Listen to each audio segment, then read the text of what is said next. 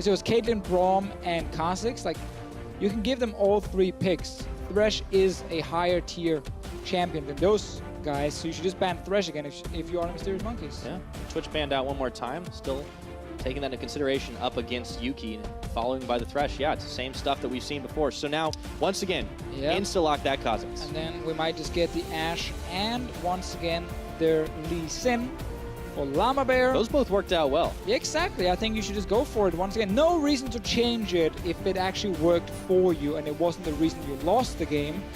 And I think both teams seem happy with the first phase of last game in terms of drafting.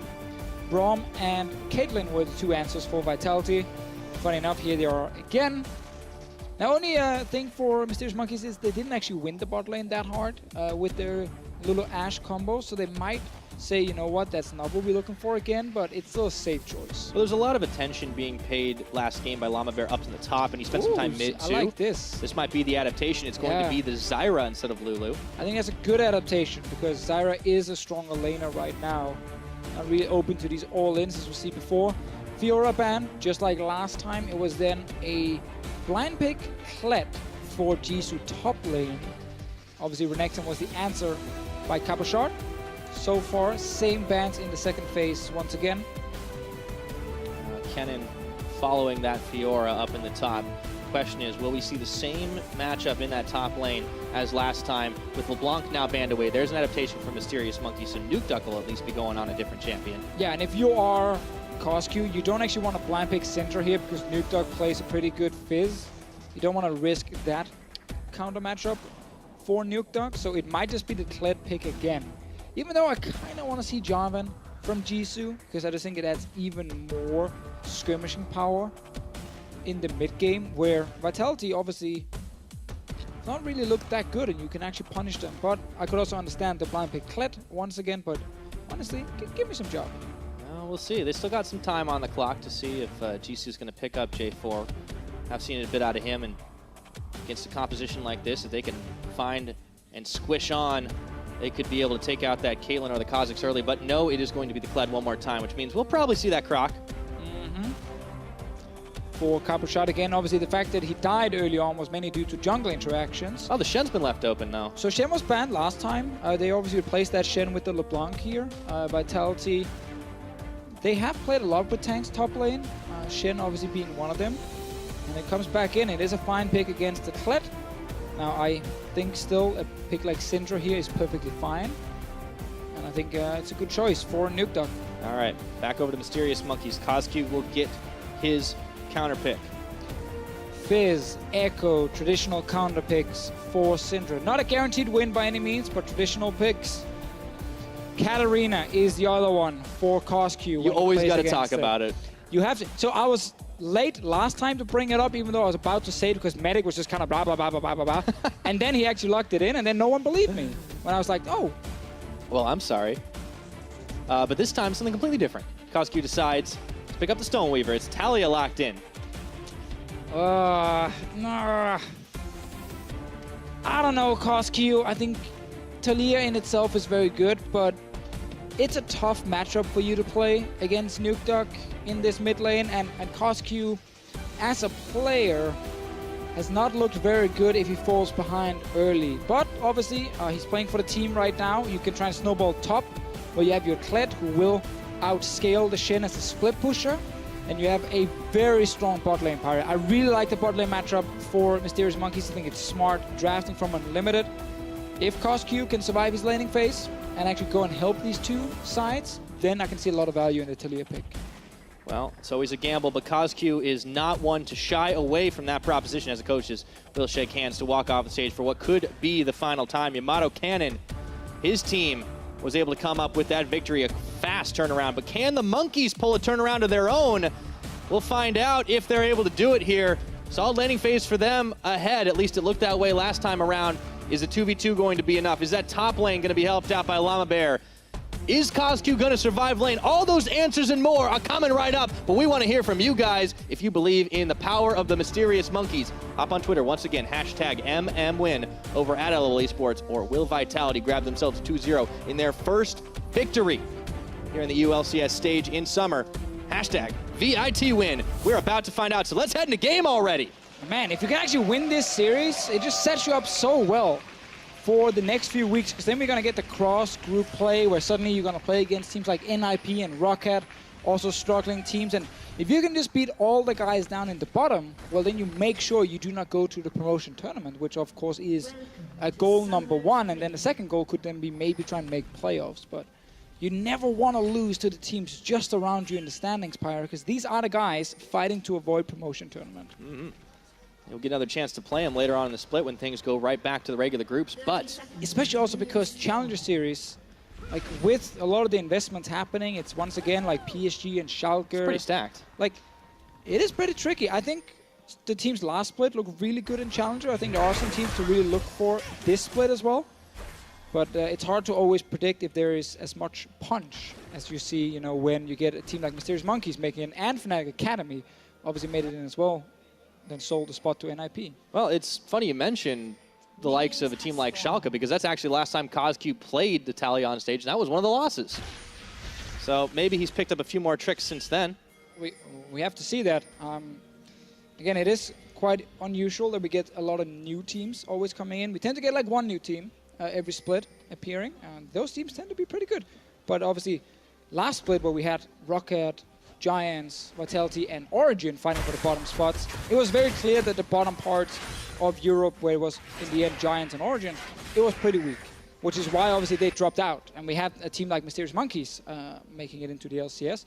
Cabochard getting a good early advantage here by hiding in that brush, and you get the early trade with the passive. Always a very, very good start on the Q, I mean.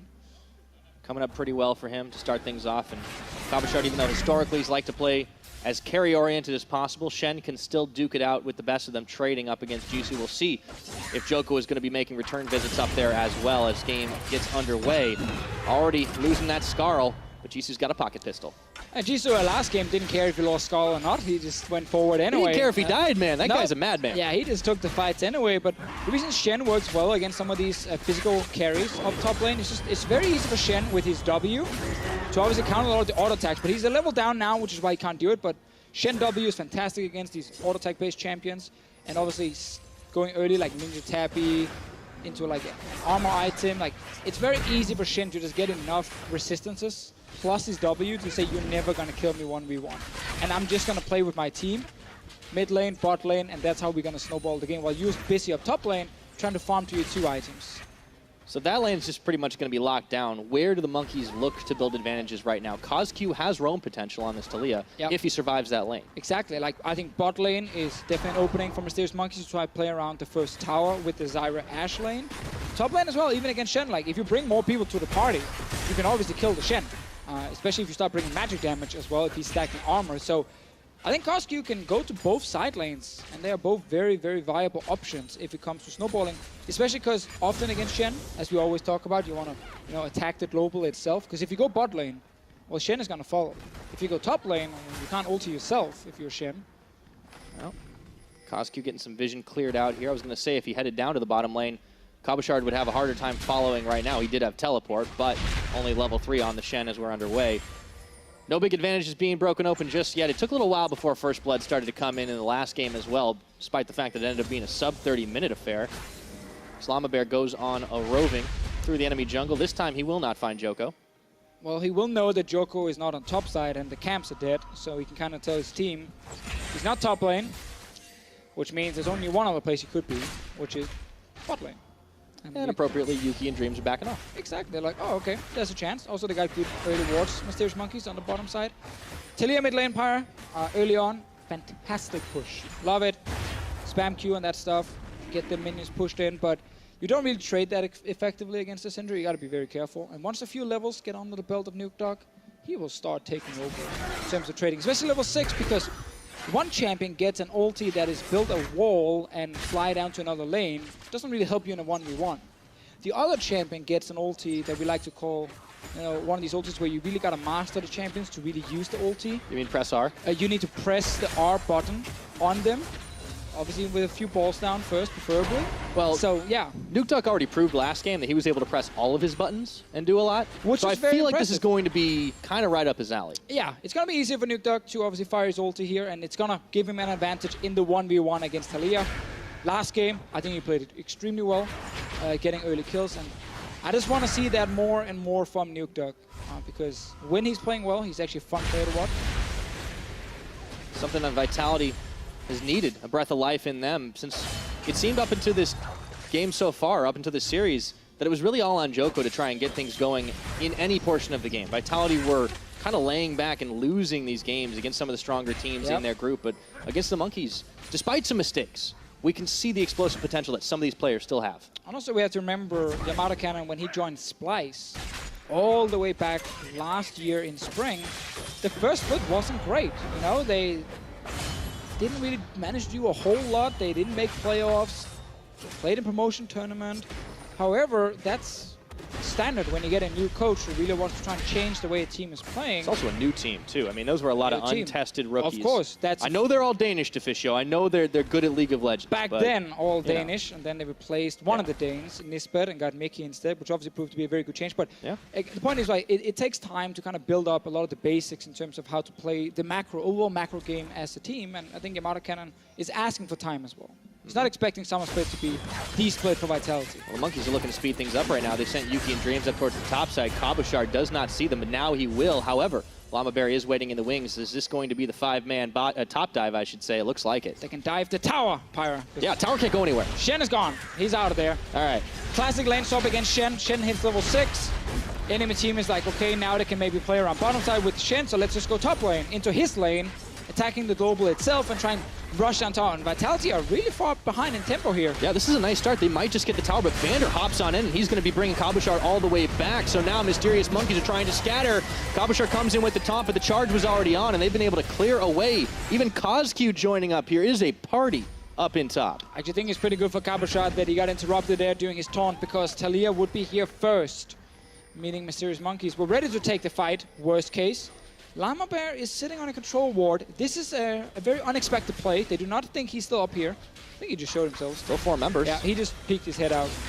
All right, well, they keep committing to it. That tower only needs a few more shots to go down, but Joko is about to walk right over a ward himself. Llama Bear sending the Sonic Wave out. Does not follow through just yet.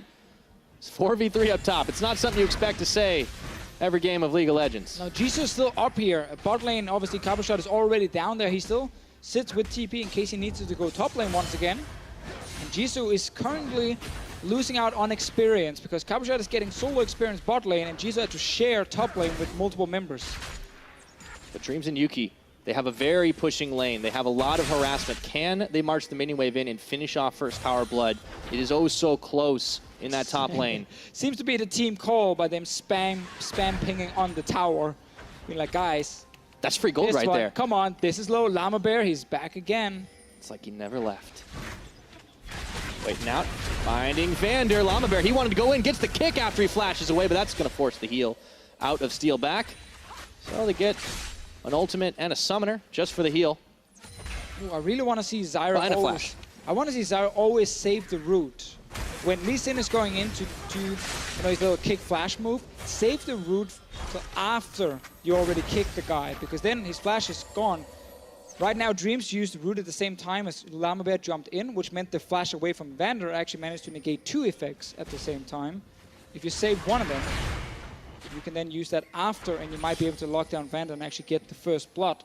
Instead, though, it means that this tower is still alive. Vitality trying to get some pressure mid for Nuke there, because CosQ with his ulti can go top lane and secure the tower if he wants to. Yeah, pressure's all been topside for Mysterious Monkeys, but they just keep on trying. Llama Bear has hardly left that top lane alone. However, for Vitality, it has really just been Nukeduck trying to push it out in the mid, and CosQ able to roam around, pretty much ignoring Cabochard for the time being. Even Jisoo left the lane for a bit. Exactly, and Jisoo before there, where he stayed top lane and Cabochard went bot, it actually means that Cabochard is almost a level above him in terms of experience. Cabochard just hit level 8 now, and Jisoo is not even halfway there. So obviously setting him a bit behind in this lane where it takes time for Kled to kind of become a strong split pusher against Shen, and now you start seeing some of that damage. If Nukeduck ulti's right there, CosQ's out of lane straight away. Yeah, he's got heal, but depends on if he can press that button fast enough. Now, you can see that Jisoo has also let himself be pushed back. Kind of have no choice when you're down that level on the Shen, but he's playing back. He's not playing over-aggressive. This is the change we've seen from him because the game plan just seems to have been so different. Very true. It's hard now for Jisoo to really be a big carry. Big advantage for Vitality. Shen ulti is ready again. And sitting these 2v2 lanes, this also means if Mysterious Monkeys to try and push for that top lane tower, they will overextend against the Shen composition. So it is tricky right now for the Mysterious Monkeys to kind of find the easy opening where they don't risk Vitality fighting back. And taking it tricky. Cabo Shard looked to go in. Dark Sphere landed on top of KazQ, but he's not able to go over the wall, and he wasn't spotted, as you said.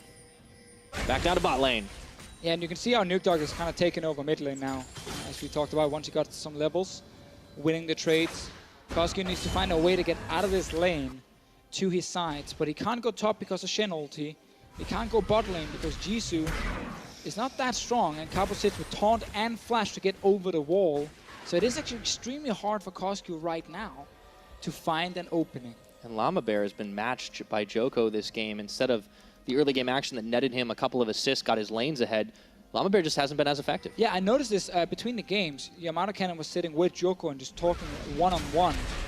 Because Joko was so aggressive in the first game, it cost him actually a lot in the early game where he just gave away kills he shouldn't give away. Disrespected where the enemy jungle would be on the map. This game, Joko has been, you know, a lot safer, a lot slower in the way he's playing, but also because of the lane swap, he obviously has to just defend. But it's actually been a good thing.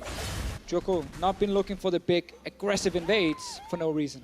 And that's part of the job of the coach, right? Like we oftentimes will see the coaches on stage talking about the effect they're having on the pick and ban phase and monitoring the games as they're in progress. But being able to get your players onto the right mental headspace is a very important aspect. That's something Yamato Cannon definitely has some experience in. Now KazQ getting jumped on here. Threaded volley comes out, but the Braum knockup is there. Vander looking to go aggressive as Joko brings in Cabo Shard, but he's a little low on the health bar himself. Able to just eke away from the Stranglethorns, and Joko's got to flash that wall. He almost got pinned. Oh, Vitality, they are not actually respecting the fact that Dreams and KazQ were in a very good position to still get out of this fight. And once the call was made by Vitality, it seemed like they just said, nope, we are not stopping here. Ooh. We are going all in, and that meant Shen ulti, Joko moving forward despite being low. Like, they could have just said, you know what, guys? We're not going to get anything here. Step away, save the Shen ulti, but they just went all in, and it actually backfired for them. Flash and Shen ulti gone.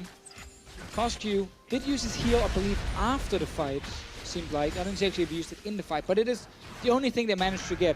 Yeah, well, Banshee's Veil's already back off a cooldown in just a few more seconds, and those changes, it makes it easier for him to get out of harm's way for sure. Still holding on to his flash, so if they try to go back in, might just end similarly. Remember, no Shen ulti now. This actually means Mysterious Monkeys might be able to get that top lane tower. Yes, there's TP and Shen, but still that's a long channel. Yeah. Without a shield being added in, and Jisoo can follow. Exactly, he can always follow. Yeah, but it has been a little bit of a slower game, right? Vitality were able to stop the tower from going down up top. They build themselves up a small gold lead, but that could all vanish if the tower top does eventually go down. And Mysterious Monkeys, they've kind of decided to pull back a little bit and defend against some of this aggro. Oh, Jisoo mid lane. As I say it, they change it on up. Jisoo going to charging, but just into the tower. He found the tower. So what Mysterious Monkeys have done now, if we just pan the camera up a little bit, they put a control ward here in the brush that KazQ just walked into. Oh, actually, let's talk about it after. Yeah, Joko, he wants to go in, threaded volley back onto his face, and KazQ keeps on moving, unperturbed, following Llama Bear. They want to go diving. Yeah, what's been happening right now is KazQ goes in, he looks for the play top, he just wants to get tower. That's all he wants to get. All right, that wall gets stopped just short, but they will get the tower, and they're on top of Vander looking for first blood, and they are gonna get it. Just shy of 14 minutes in, and Cabo even starts his TP only to cancel it out. I guess if the enemy support wants to give you a kill as well, then you take that kill for free.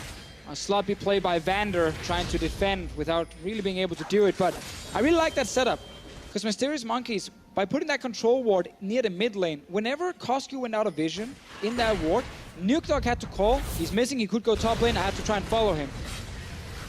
This is just a play I don't even know what Vander's trying to do here.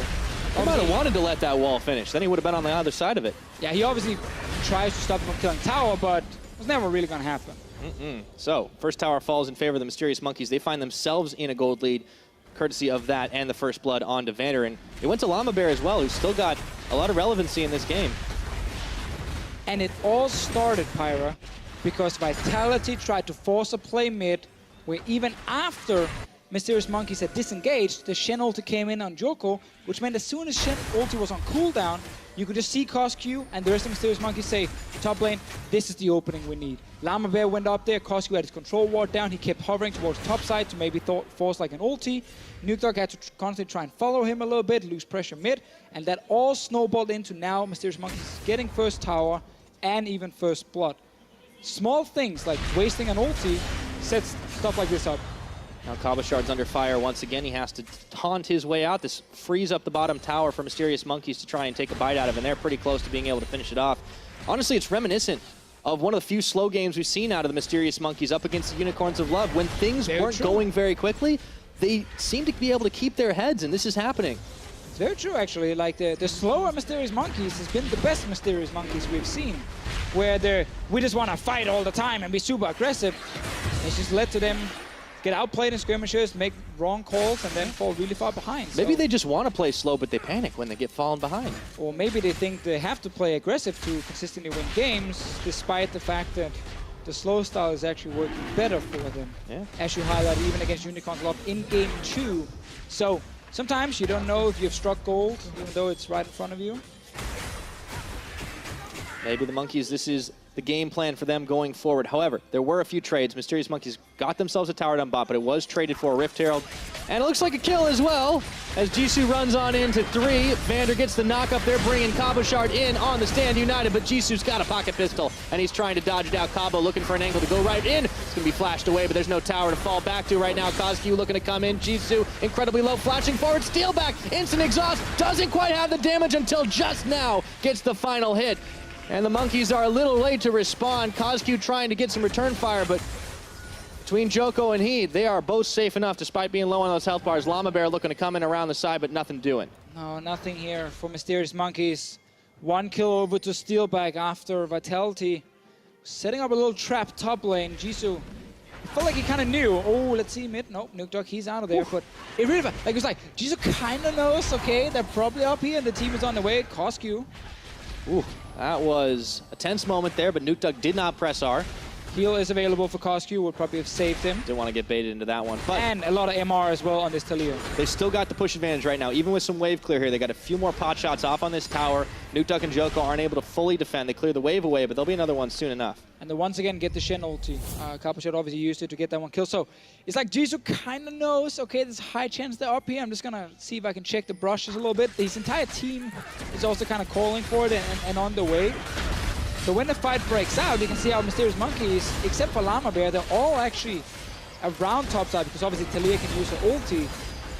Jisoo in the end stepped back in to get a few hits onto Cabochard, and that it's just him trying to get Skull back.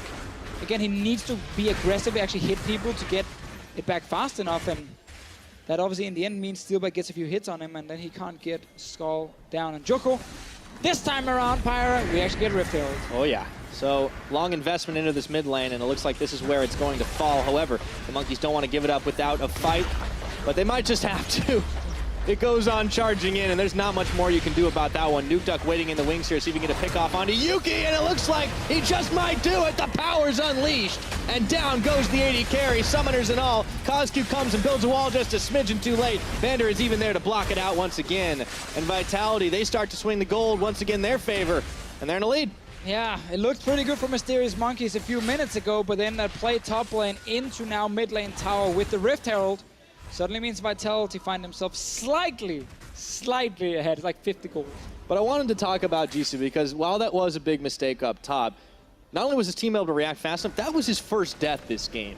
And we've been keeping an eye on this guy because in lane, he has been feeding unnecessary kills that has set the team behind. And it's why we've had some of these snowballs get out of control where players like Yuki can't do anything about it.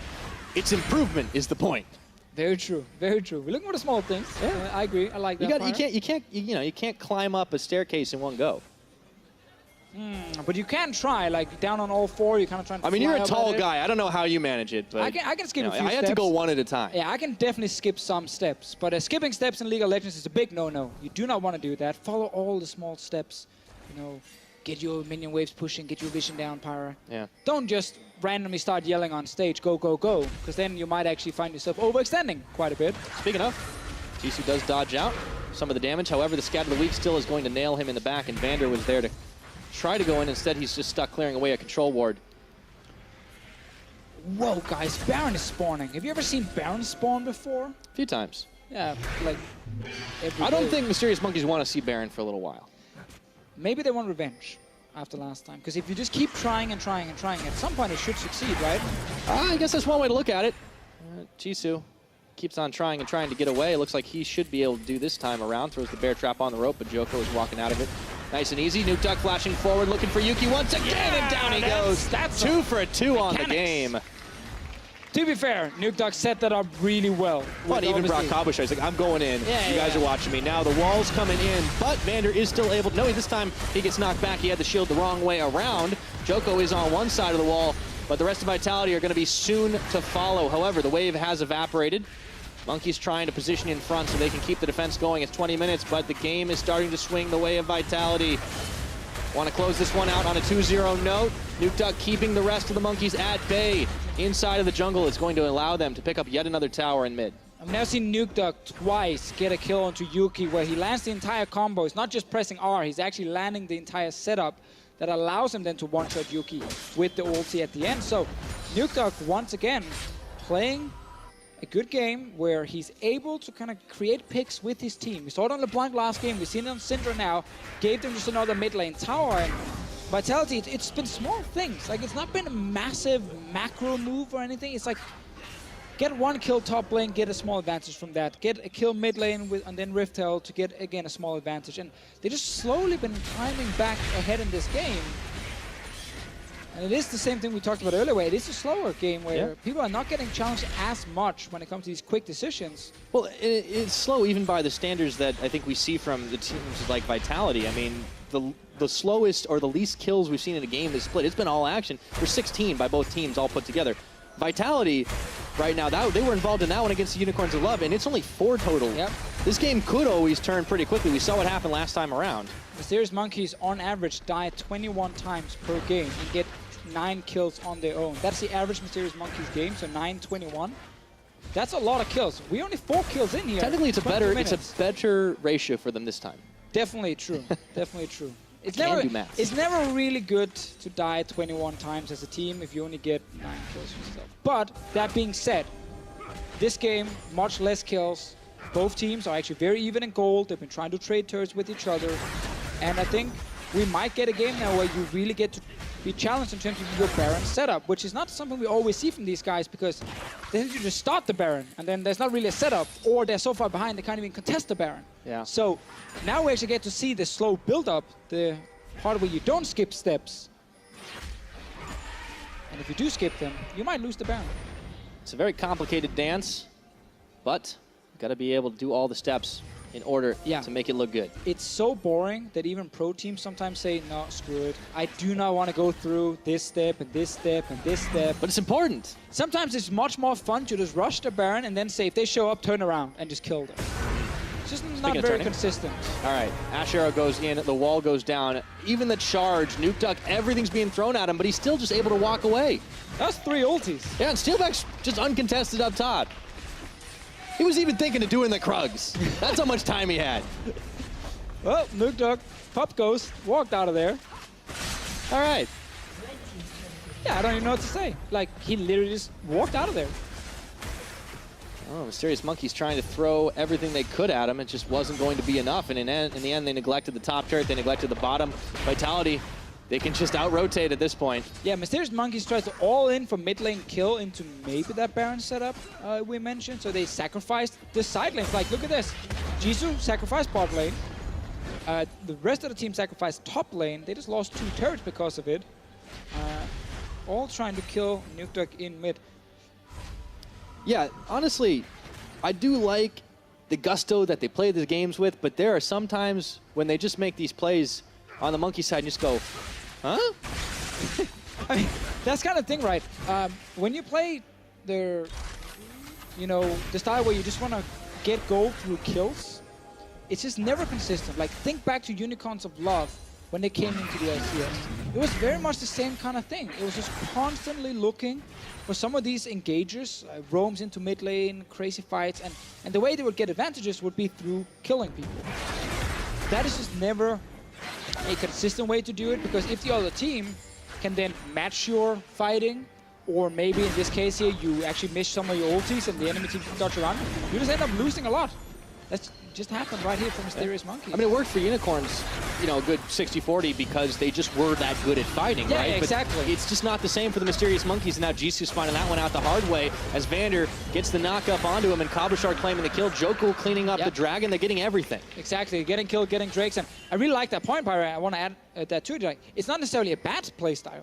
It just means that you can't always expect to beat teams above you. Like, when you try and play that style against a really good team, being it internationally or in Europe, you know, you might actually suddenly get challenged so much in terms of fighting and macro that you end up losing. So Mysterious Monkeys, oh boy. All right, looking for it right now, turning on to Joko, and before the channel can complete on Stand United, it's Llama that is able to pick up the kill. So the Monkeys have a momentary advantage. What can they do with it as they found Vander, but Dreams is found out by Nukeduck. Llama sending the Sonic Wave, does not want to go any further than that. You can see they are eyeballing the Baron. Will they keep pushing for the mid, though? Another wall gets built right through the tower. Oh, where's Jisoo coming in? He just TP'd. There's Cabochard as well. Jisoo. Well, he's top lane. He's going for top lane tower right now. Push things up. Maybe that's the move they need to make. Well, they want something at least. So with killing Joker here, Mysterious Monkeys did have a chance to actually force a Baron play, but because they had so many ultis on cooldown, they felt like it was too risky. No Zyra ulti, no Ashe ulti. Instead, they get a top lane tower, try and really even out the gold here, and the game is still so even. Both teams can definitely get that one pick that leads to a Baron, and then can win the game from there. Yeah, 2,000 is the only gold separating those two, and just 2 towers that Vitality had a 3 lead until this point. Like, why is Joko even there? Like, he just randomly walks through the jungle without anyone near him from his own team. 2 guys from his team were still in mid lane. The other guy was obviously on the other side as a Shen ulti. I don't know, that was just a very unnecessary play that actually now gave a lot of gold over to Mysterious Monkeys and time. But I tell you, they were doing everything correct. Well, I mean, we saw last game, they were making a lot of mistakes on the Vitality side as well, and it wasn't until the Monkeys made a much bigger one that it started to turn in the favor of that team. And now, game not 100% evened out, but a little closer to it. Monkeys can play with a little bit more confidence. However, Vitality keeping the vision cleared around the Baron pit. They want to make sure that there's no chance the Monkeys can get in and make a play. And really, before that, the only thing Joko would look to do was just go in and place a ward. Like, he did literally rush straight in, put 1 ward down. That was the only thing he would actually gain from it. And then Mysterious Monkeys obviously caught him because Joko didn't really know where on the map they would be. So that cost Vitality a bit. They're still ahead, though. I think Joko learned his lesson. Yuki did as well. He has had himself QSS for a little while, so might be able to negate some of those combos. Nukeduck only pulled off the pick twice onto him. Oh, Jisoo without TP right now. Like, Vitality should be able to control mid and top lane, which then means they control the jungle, which then also means they control Baron. Just because Jisoo is sitting without a teleport, this should be a golden moment for Vitality to show some of the stuff they've been working on in scrims in terms of Baron setup and how to execute it properly. Cabochard is even winning the trades here. Yeah, he's just going right under tower, knocks away the Scarl, and he's even got the taunt off under inhibitor tower. Cabochard does not care. And he picks up the Kled. Jisoo down for the count for 40 more seconds. And now let's see what the Monkeys can do, trying to cut off Nukeduck. CosQ puts up a wall, but it's down almost immediately. Joined by Cabochard, they've still got a half-health turret here, but Just Yuki, the rest of the team, they're all mobilized. Yeah, now you see Vitality thinking about it. I mean, they should just straight up go for it because Jisoo is dead without TP, and they just saw 2 guys bottom lane. You can just start it. You have Shen TP and ulti. All right, there we go. Teleport coming in now. Looks like Vitality will have the jump on this one, but here, Llama they waited so long that Talia is actually now she's in mid, she's close to Baron. There's 5 seconds on Jisoo here now. They've gone over the wall. Cabochard looking to pick off Dreams. CosQ's coming on in. He does not have his ultimate up and available, but Llama will have his smite. Cabochard getting 1 kill now, but it's gone really messy. It's a double taunt as Nukeduck picks up CosQ, and the Baron was a long con. All of them but Yuki will fall. All right, they wanted all the Mysterious Monkeys members to get all the way over there near the Baron and then just jump them instantly. It took some time, but they're on it now. Jisoo, he popped his ulti. Here comes Kled right now. Vander going low, and Jisoo goes bowling on in, but he cannot fight against all 5. Plus the Baron. Steelback says thank you very much. And it's back to just Yuki here trying to clear it through, but there's no way to contest a big purple worm. Vitality get it on everyone. Worst feeling ever. Kled jumps into a fight. There's a Shen with W down, and your auto attacks do nothing. Your W is useless. All right, so this is after Mysterious Monkeys. They make their way over. Let's see what actually happens here. Dreams, I think, just dies. Oh, Cabochard just got kicked right into him. Thank you, Llama Bear. Yeah. That was pretty unfair. Obviously, Zyra also dies with Flash and Exhaust, and the carry next to her had heal, but, you know, apart from that, he did get kicked into Zyra. Dreams probably didn't expect it. Yeah. Yeah, we didn't even get to see Jisoo going on in there. Use your summoners, those next time. Definitely helps, but, man. You just missed that, but Jisoo did 0 damage. Does that include him charging in? Well, that's because he jumped in, and it was Shen W down. You don't hit anything with your autos when that W is up. You just stand there and you're just like, I'm not doing anything. I'm actually hitting the screen right worse. now. That's like worse than Sion ulting into a wall immediately in front of you. Yes, that is definitely also that is a face plant. Or the classic flash straight into the wall, which is also the worst feeling ever. Because not only do you die, you also use the flash. Yeah, but here's the gold swing again, right? I mean, it was a Vitality lead that was small but steadily growing. Now it's started to go out of control. It's 8,000 in the lead. They have the Baron. They have the tempo advantage on multiple lanes. There's an Infernal if they want it. I mean, it's Christmas if you're Vitality right now. We have learned today, Pirate, that Baron is definitely not Mysterious Monkey's good friend. Whenever anything has happened around that Baron, it's gone horribly wrong for them. And Vitality, they've used it to get massive goal leads in this series. They certainly have. There's been a bit of assist from the Monkey side, though, and no matter how this game goes down, they'll have a lot to think about, a lot to ponder in those VODs coming up for their next matches. Jisoo has also learned that blind picking the Kled, maybe not the best idea. it's tough, especially with Shen being open. Cabochard locked that one in pretty fast. Remember, it wasn't banned this time because they banned the LeBlanc away from Nuke Dog. Kozgu! Out he goes. Nuke Duck is able to pick his 3rd kill up of the game, and Jisoo goes charging in the other direction. As Cabochard, Nuke Duck, Joko all opening up his base, looking to finish it off. It won't be as fast as the last game. They're certainly looking to make it close. Just over an hour of total game time between these two. Still the lowest kill game on par, but not for much longer if they're able to pick a few more off to end it all. 1 inhib will fall. They have the minions working their way on the 2nd, and Steelback is there to follow up. And there's not much the Monkeys can do as their base is in ruins. Well, they're trying, Pyro, but no, Jisoo. Oh, Downey's going out, actually, but that's going to be Steelback getting an ace in the hole, intercepted by Dreams, but there's not a whole lot left to defend here as Nuke Duck just keeps on throwing the Dark Spheres out. And the Baron-empowered minions down on bottom doing work. A wave comes up through the top. Again, they don't need the mid lane, but Vitality will not be able to end just yet. They don't want to risk it, Pyro. They just step away. Keep in mind, Mysterious Monkeys, all of them can go back and heal up. And I think this series, you know, it's kind of shown that Vitality and Mysterious Monkeys in a lot of ways are very even. But when it comes to Baron calling, Baron setups, Vitality have been able to get massive advantages right there. Kozgu takes the full ulti, and then the E from Nuke Duck goes down. But again, like, Vitality's definitely been the better team, but not by a lot. Like, it's been actually a fairly close series despite the goal score. People will see at the end. They've needed some help to get back into some of these games. Well, as Kozgu goes surfing back towards his own base. I mean, the Monkeys want to come back into this one. They have got their work cut out for them. It's a massive goal differential. Their base has 1 inhibitor and some real low health Nexus towers. And Vitality just got themselves a very easy peasy Infernal Drake. Yeah, and now they have a pretty easy mid lane to go for as well because there are so many super minions coming from the sides. And late game definitely been heavily in favor of Vitality. They've been looking much better at that point in the game. And we also got to give them credit. Once they get the Baron, they've used it very well against the Mysterious Monkeys. Like, they've not been giving any chances for the Monkeys to actually come back into this game. Not taking bad fights, you know, not going for the wrong turrets or anything. Like, they've actually been able to play it out well. And that's an encouraging sign for this team, too, because it seems like every split that Vitality's been in the LCS, the expectations get just a little bit lower, just feel a little bit worse. But This is a confidence booster if you can close this one out. However, they've got to get through the line one more time. It's Jisoo getting taunted up. He went on to charge him, but he wishes he didn't as Steelback finishes the job. Cabochard and Vander going to get shoved back in, but there's no damage follow-up available from the Monkeys and Dreams. Half his health is gone in one headshot. I did not know guns were an effective way to guard. Well, let's see here, Pyro.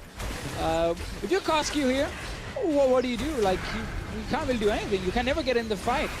Yeah, and Joko, well, he can bring more than just one to the fight as Cabochard goes on a taunt to finish off the Zyra. They don't even need the inhibitor or the tower. Mama Bear flashing away Yuki as well, and he's not even gonna get back to Fountain. That's gonna be all she wrote. It's just gonna be cleanup duty to finish off these towers.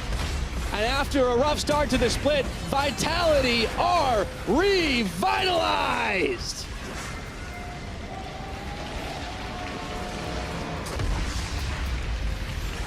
You got to start somewhere. Yeah, I mean, I guess that's true. You gotta get your first win somewhere. They got it now. Important. Funny enough, it's the same kind of thing as last split for Vitality, where they don't really pick up a lot of wins, and then they face the one team under them in their group, and they manage to beat them. They secure that number 4 spot. Obviously, they're aiming for the Splice spot, 3rd place. It's what they're going for. It is still early on in the split. They can definitely get it. Like, quick progression can happen very easily, and then suddenly Vitality might actually find themselves looking at a playoff spot, and that obviously is the big goal because they've been ending as, you know, that 4th place team. They've got the possibility, but there is a lot of work to do next, and you know, it doesn't get a whole lot easier for this Vitality team. You've got to go up against H2K on Saturday. You've got to take out a team that is probably a little upset that they couldn't finish off the Unicorns. And they're going to be coming hungry. Yeah, true. But, I mean, that's the thing, again, if you are Vitality, like, you can only look at yourself and say, what do we need to improve on? What do we need to work on? It doesn't matter what everyone else is doing. It doesn't matter how HK plays, how Monkeys plays. Like, you need to focus on yourself. You need to realize, okay, what are some of the things we're not doing well? How do we improve it? What are some of the things we're doing well? How do we make sure that keeps happening? I'm looking at Nukeduck as an example in the mid lane. Like, he had some good games last week, good series right here as well. So, you know right now that you can trust in your mid laner to perform. Now you just gotta make sure he's actually set up to succeed. Steelback as well managed to pick up a lot of kills in this series. Absolutely. I mean, this was big for them from an individual performance standpoint because they did exactly what they needed to do.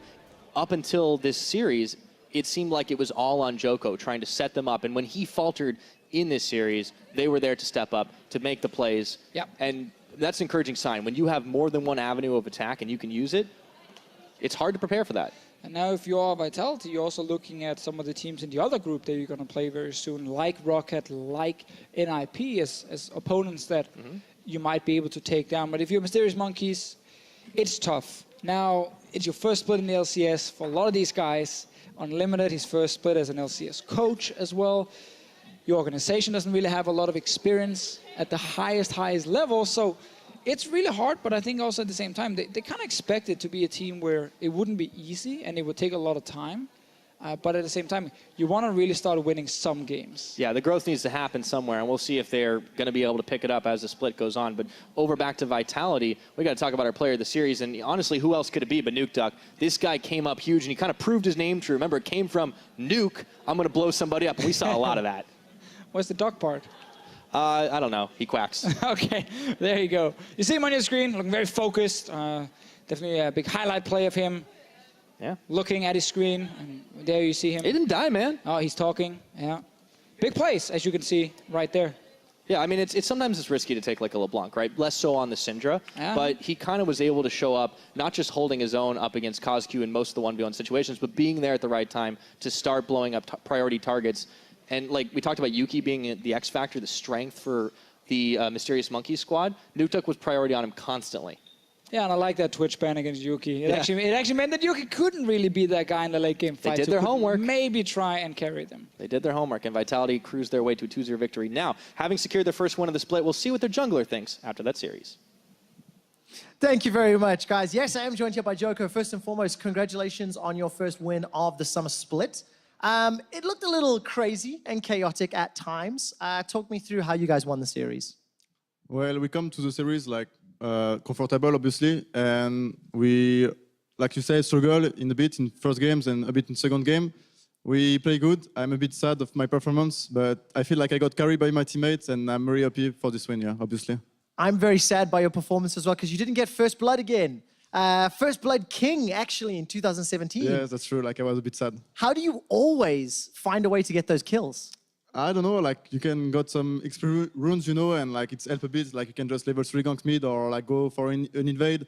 And, yeah, I don't know, like, I feel I can get the First Blood, but sometimes, like, I don't, like, really do something with it, you know, like, especially with, like, these Splice games. I was 2-0, and after, like, I end up with 2-6. So, yeah, I got the First Blood, but I really need to do something with it. I'm actually glad you bring that up. Why is it that Vitality can't do something with it? We've seen a lot of games this split with Vander support, now with Yamato on stage, where you guys have an early advantage, but it falls apart very quickly in the mid game. What's going wrong?